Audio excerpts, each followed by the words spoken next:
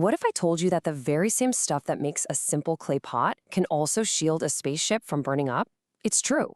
We're going to dive into one of humanity's oldest inventions, something born from just earth and fire that creates this incredible through line from our most ancient ancestors all the way to modern-day astronauts. It's an amazing story of transformation. It just doesn't sound right, does it? I mean, we think of steel as the peak of strength, the symbol of permanence. And yet, a delicate ceramic bowl can literally outlast it by thousands of years, while that same steel just rusts away to nothing. So how is that even possible? What's the secret hidden inside that fired clay? And this quote, right here, is at the absolute heart of our story. It might feel a little counterintuitive, but it's fundamentally true. You see, unlike metal, ceramic just doesn't rust. It doesn't rot. It doesn't decay. It has this kind of permanence that most other materials, well, they just can't touch it. Okay, so to really get this, let's look at a real-world example. This is a raku tea bowl from Japan, made way back in 1580. Think about that. This one object has sat through almost half a millennium of history. It's been through fires, survived devastating earthquakes, and even wars, all while just doing its simple job of holding tea. This bowl is kind of our anchor for this whole story, connecting that ancient art to the incredible science we're about to get into. So what is the secret? Well, it's not magic or anything like that. It's pure chemistry, and the key that unlocks it is intense heat. See, firing clay isn't just about drying it out. Not at all. It actually triggers this fundamental, totally irreversible change at the atomic level. The whole process is actually a pretty fascinating journey. First, as you heat the clay, water that's chemically bonded inside its crystal structure gets forced out. But the real magic, the point of no return, happens at around 900 degrees Celsius. At that temperature, the minerals in the clay literally break down and then reform into completely new, incredibly stable structures. And just like that, soft, pliable earth becomes permanent ceramic. And just think about that difference for a second. Before it goes in the kiln, you can add water to a piece of clay, and it turns right back into mud. It's completely reversible.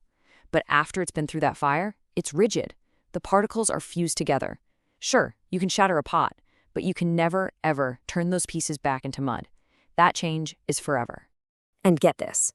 This incredible transformation wasn't figured out last year or even last century. This process takes us way, way back to the dawn of human ingenuity. We are talking about humanity's very first synthetic material. The first time we ever created a substance that didn't already exist in nature. And the timeline is just, well, it's staggering. We have examples of pottery like the Jomon ware from Japan that dates back 16,000 years. Then, much, much later, about 1,000 years ago, China perfects the art of porcelain. And it was a secret so valuable, so closely guarded, that it took Europe centuries to finally rediscover it and crack the code in the early 1700s. So what was it that made porcelain so special? Well, it really came down to purity and temperature. You had to use a super pure white clay called kaolin and then fire it at unbelievably high temperatures. We're talking up to 1,400 degrees Celsius.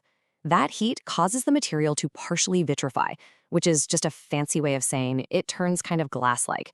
And the result is this stuff that's translucent, incredibly strong, and just beautiful.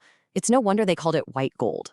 All right, so we've established that ceramics are ancient, they're durable, and they're beautiful. But this is where the story takes a really fascinating leap. The very same principles that let someone craft a tea bowl are now being used to build technology that takes us off this planet entirely. Let's go back to our friend, the raku bowl. It's designed to handle boiling water that's over 200 degrees Fahrenheit, or 100 Celsius, while also insulating the user's hands so they don't get burnt. For the 16th century, that's a pretty remarkable bit of thermal engineering. Okay, but now look at this. The ceramic tiles on the outside of the Space Shuttle had to survive temperatures of 3,000 degrees Fahrenheit during re-entry into the atmosphere. That's hot enough to melt steel. And it's the same family of material, just pushed to an absolutely unbelievable extreme. And these modern applications are just mind-blowing. The secret to those shuttle tiles, they are 90% air.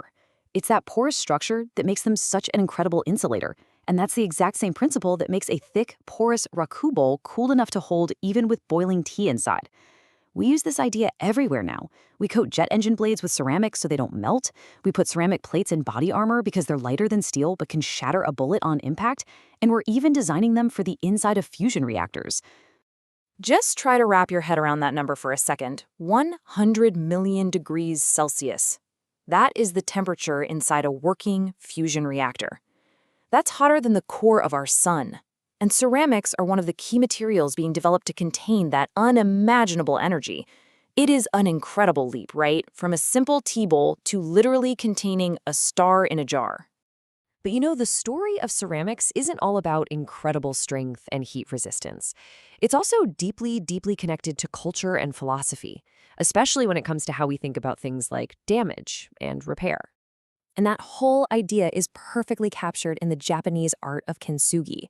The idea is, instead of throwing away a broken piece of pottery, you mend the fragments with lacquer that's been mixed with powdered gold. The goal isn't to hide the damage at all, it's to celebrate it. And at its heart, the philosophy is this. Those breaks and repairs, they become a part of the object's unique history. Its scars tell a story of resilience, and that actually makes the piece even more valuable, even more beautiful. The damage becomes a celebrated part of what it is. And this whole philosophy of kintsugi is part of an even broader Japanese aesthetic called wabi-sabi. It's really about finding beauty in things that are imperfect, impermanent, and incomplete. You know, that actually describes our 16th century raku tea bowl perfectly, the one we started with. Its intentional roughness and asymmetry, its so-called flaws, are actually its greatest strengths. So from just a simple mixture of earth and water, completely transformed by fire, we created a material that has connected our most ancient past to our most ambitious future. It helped build civilizations, it defined entire art forms, and now it's helping us reach for the stars. It really makes you wonder, what other secrets does this eternal fire still hold for us? What will it help us create next?